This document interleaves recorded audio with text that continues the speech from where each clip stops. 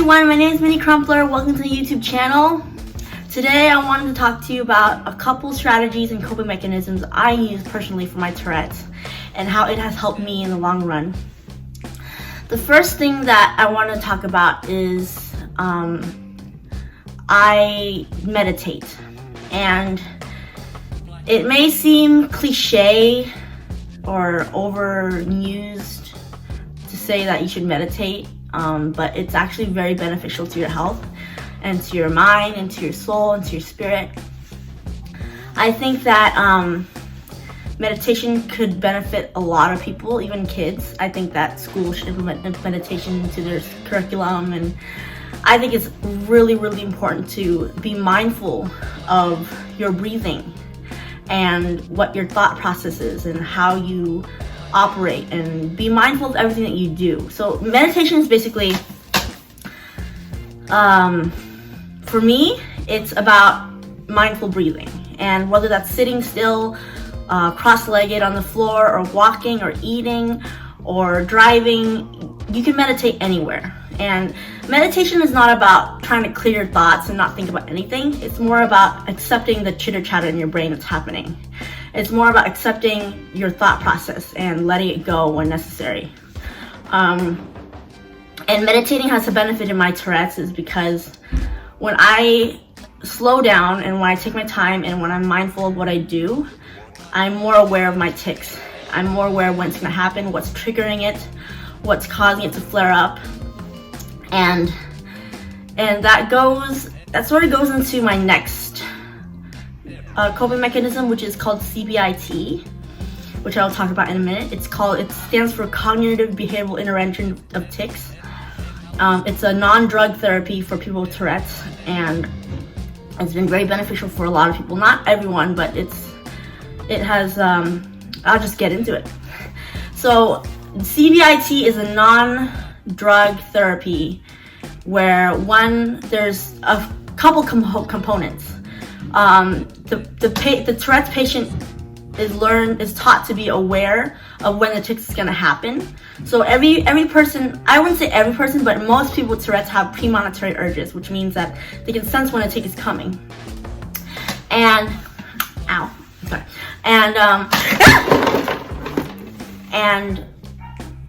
when you sense it coming, that's when you really focus on that feeling of the urge, that urge to tick, like where it's coming from on your chest, in your stomach. And really, what I do in my sessions with my therapist is that I would determine what my urge is. Like if I had a tic where I wanted to slam my hand against the table, I can feel that coming. Like it's a split nanosecond where it's very fast. So that's why meditation comes in handy, is because you slow your mind down and you become more aware of your tics and when it's gonna happen. So the main components of CBIT is figuring out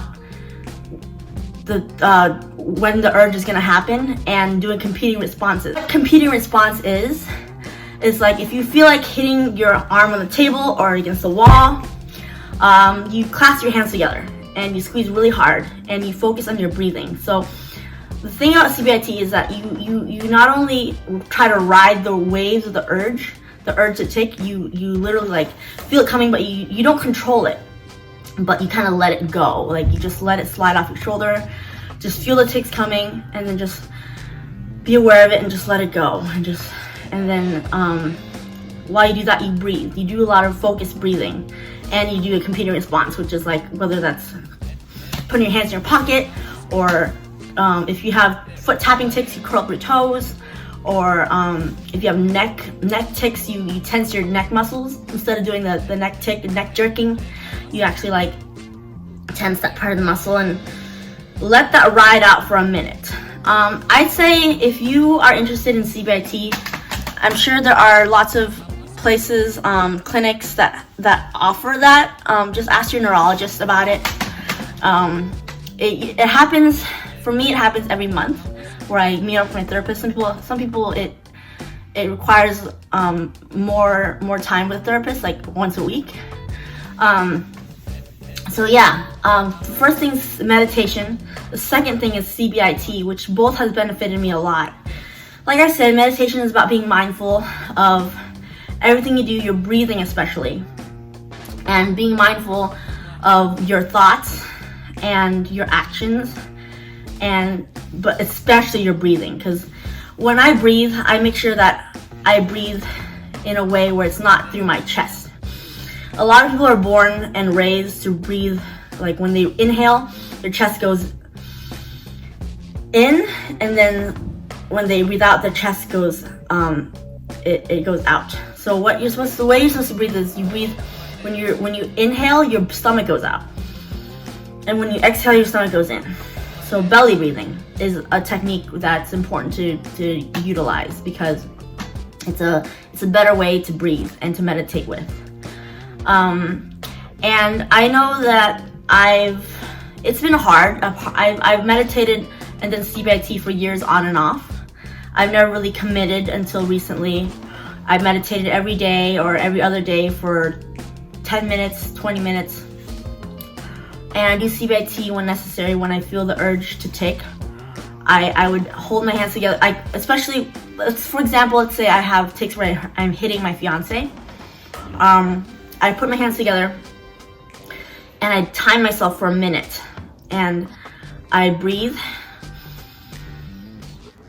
and let that minute pass and let the urge to tic pass. And that's the hard part, is letting the urge to tic pass, because you always want to tic. It's always a constant go, go, go, go, go. And you always want to let that tic go. But it's important to not hold it in, but to like really embrace that feeling of the urge and to kind of let it slide off your shoulder, not do it. It's not about controlling. People assume that because people with Tourette's can slightly control their tics for a little bit, that means that they can always control their tics, but that's not true. So basically that's it for my coping mechanisms when it comes to my experiences. I've done meditation and CBIT. If you have any questions, comment down below. Please subscribe to my channel and click the bell button. And thanks for tuning in.